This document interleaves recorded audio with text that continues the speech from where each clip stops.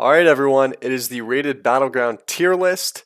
Time for an in-depth analysis on all classes in rated battlegrounds Dragonflight Season 1. I just had an amazing video and then I realized all the classes weren't showing on the screen. So, let's go again. Okay, starting at the bottom, working our way up, I'm going to do my best to describe each tier, why they are there. So I'm going to put 4 tanks in the bottom with an asterisk that prot paladins could move up. I might also move brewmasters up. The reasoning here that they're at the bottom is because I don't think that they are going to be the flag carrier or base sitters. However, I think if anything, they might have some weird utility that they can bring to the table that might bring them up a tier or two. Once again, I don't think these classes will be flag carriers, therefore they are at the bottom because they're tanks. However, they could have something that maybe brings some utility to a team. Probably prot paladins would be the one to have something if there was a class to move up. Okay, C tier is super easy. I'm throwing outlaw here because I think the other two rogue specs are just so much better and so much more played right now. Haven't really seen much outlaw to bounce things off of. So that's the bottom of this list is super easy. Now we get into the spicy stuff. B tier has a lot of classes, so I'm just gonna get them on the board and then I'll explain as I go. It's actually quite exciting. It's quite exciting. My main thing here is base sitting that you will hear me talk about quite a bit in this video. I think base sitting has completely changed based on the health pools. The health pools right now are extremely high, so you guys know I play Shadow Priest. I'm able to just pump extreme amounts of damage, but people still live a really long time, I feel like. Especially if you have like 3 healers on an RBG team. So I think there might be a lot more DPS classes capable of base sitting, which really changes the meta in RBGs because previously we would only have Guardian Druids and Rogues sitting, mostly just Guardians, and I think that's changed this time around. Okay, so I have everybody on the B tier, and let me go through this. So Destro, not as good as the other two specs for Warlocks, so I think it's playable, bottom of the playable pile, B tier. Ellie's, they have a knock, they could move up. The knock is always a very valuable thing in RBGs. Depending on how their damage looks, Ellie's could move up. Enhance, I haven't seen enough of. For the 3 healers, so these 3 healers basically, obviously, we're missing 3 healers on the board, right? We're missing Preservation, Mistweaver, and Resto Druid. But what I think is going to happen, oh, sorry. Yeah, that's what we're missing. So we have 4 healers in B tier here, right? I believe that Preservation will be a guaranteed. You're at least taking 1 Preservation Evoker. I think you might even be taking 2 Preservation Evokers and a Mistweaver. But if you have 1 Preservation and 1 Mistweaver, I think that these 4 classes here are going to be fighting for that 3rd healing spot in a group. So it's to be seen. I can't say which it is, and obviously you're going to have different groups of friends will have different people that are good on classes, right? So for example, I have a friend that's good on Holy Paladin. So I might take Holy Pally as my 3rd healer. Somebody else might have a Resto Shaman that's a good friend that's good on Resto Shaman. They might take that as a 3rd healer. So these 4 classes, I believe, are kind of the oddball healers that will be fighting each other for the 3rd healing spot. Okay, Warriors, Mortal Strike. So I think Mortal Strike's always good in RBGs. Yeah, outside of that, not very impressed with Warriors. Gonna give them a B tier. Mortal Strike's good. Red Paladins are good. To be seen. They could move up depending on their damage. Okay, mages. So Fire Mage is like to me right now. But Frost Mage, I believe, could move up because of what I was previously explaining with the base sitting. I think Frost Mages in the past, there have been, I'm thinking of like, I think it's MOP era RBGs where Frost Mages were arguably the best base sitter. So you got to think Frost Mages have the pet. They also have 2 ice blocks, and you throw a trinket on top of that.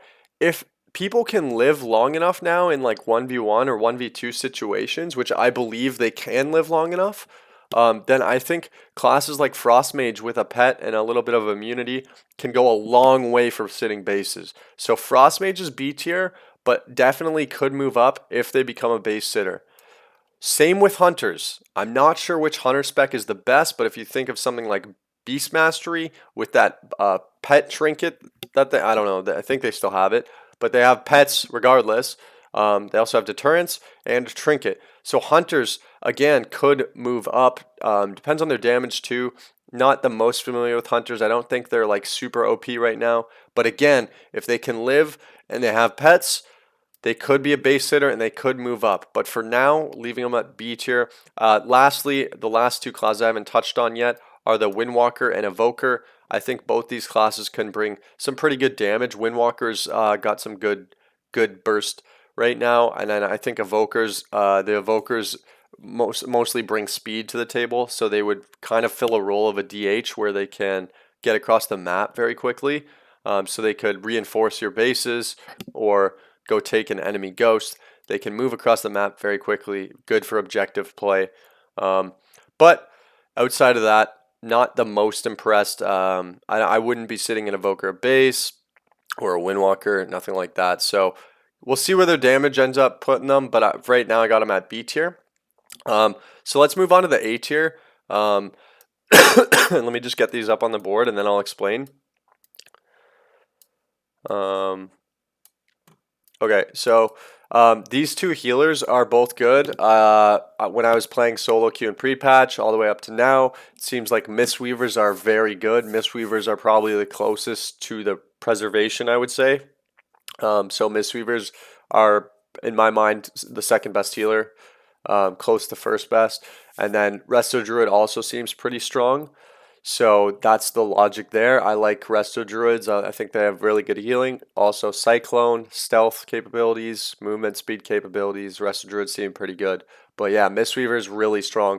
The reason I have Death Knights at A tier is because anytime Death Knights are even somewhat okay, they bring a lot to an RBG team with Chains of Ice and Death Grip. So like picture when you're on Silver Shard Mines, if you're moving from cart to cart, if your Death Knight stands in the middle of the carts, as the enemy team is trying to cross, they all get Chains of Ice, and then they can't make it to the other cart. You could apply that anywhere, maybe Warsong Gulch if the Death Knight's playing defense, Chains of Ice the enemy team, they can never catch your flag carrier. So Chains of Ice, really valuable in RBGs. Excuse me.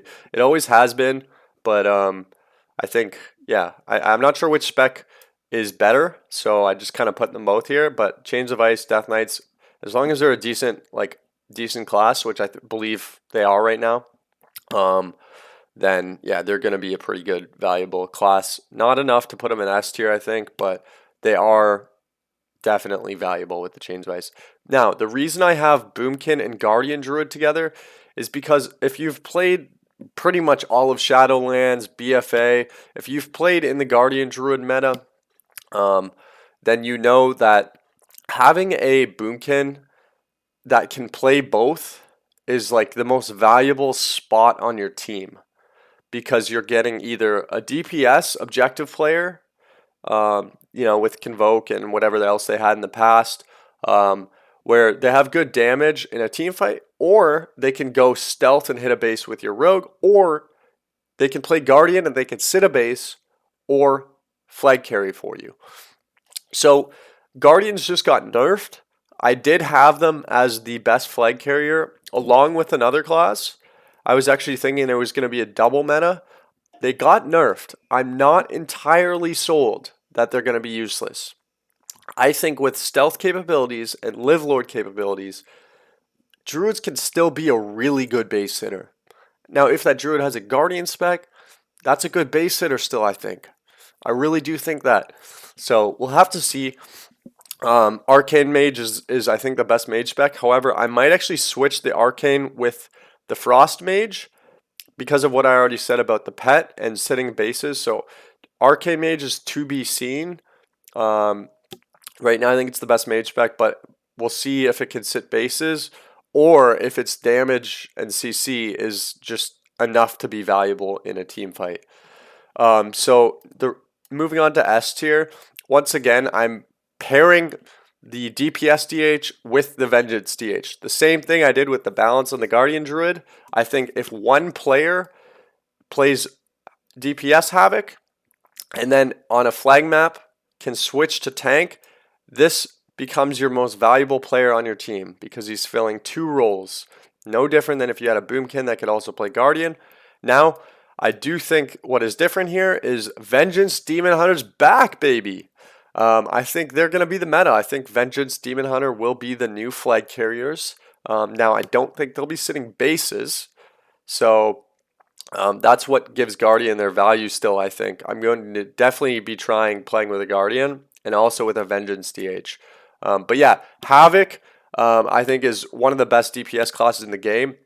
And Demon Hunters are always good in RBGs because of their movement speed and Spectral Sight. So basically, if your base is getting hit, your Demon Hunter can make it to help your base faster than anyone in the game.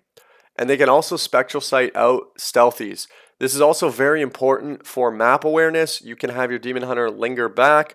He can play objective. When your team goes to the team fight, your Demon Hunter can kind of play the off bases, and he can whip around the map depending on where he sees the enemy stealthies. So basically, Demon Hunters can ensure that you never lose a base, and they can also go and take enemy bases when they know that the stealthies aren't there.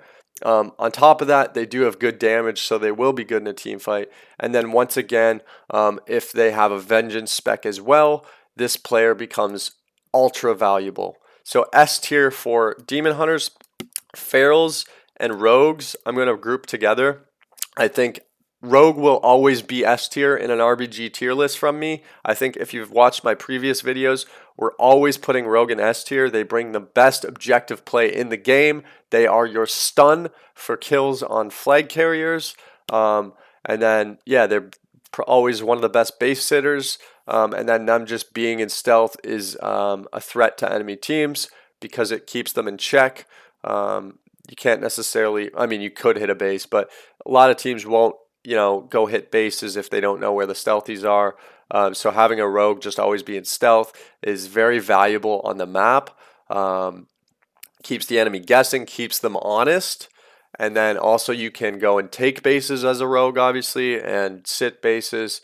And yeah, you help your team land kills. So Rogue's valuable. And I think Feral right now is really good. So Feral could play the role of a rogue. I would highly consider taking a Feral instead of a rogue, or having a rogue and a Feral.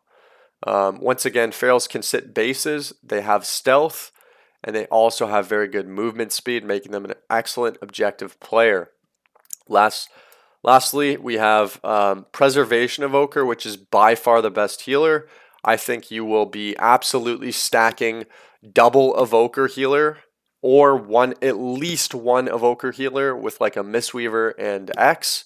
So double Evoker. Mistweaver is probably the best comp, I would say. Or Evoker, Mistweaver, X. So yeah, Evoker healer, best healer by far.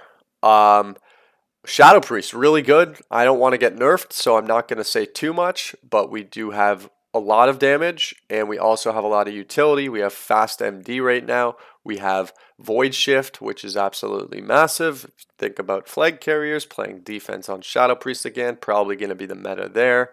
Warlocks, so I threw UA up here because of the dot dispel protection from Unstable Affliction. Also pretty good damage from them. They also bring Hellstone and Gateway, which is essential in rated battlegrounds. And lastly, Demonology Warlock, I believe, could be an amazing base sitter. Excellent 1v1 class. They have the pets. And like I said before, with the living ability right now with most classes, I feel like as long as the Demo Warlock doesn't get globaled right away, they could be an excellent base sitter. With all those pets and stuff. Also, they're just one of the better classes in the game right now, so I'm excited to see what they can do. We have never really seen Demonology Warlocks be S tier in RBGs. This is a world first on that department, so I'm excited to see what they can do there. Yep, leaning towards more base sitting from them. than team fight, but that's to be seen. Could be good in both. Okay, that's the list, everybody. I think we have a lot more base sitting classes available to us, which is very, very exciting. I'm looking for DPS classes to be able to be base sitters. It's going to allow you to take a lot more people, include a lot more friends, and spice up a lot more comps. So should be less waiting times and more queues. So thank you guys. Let me know in the comments below. It really helps the algorithm. Pump this video up. Did I get your class right? Did I get your class wrong? Where are you on the list? Let me know. Comments below. Like, subscribe. Okay. See you on the battlefield, everybody. Thanks. Bye.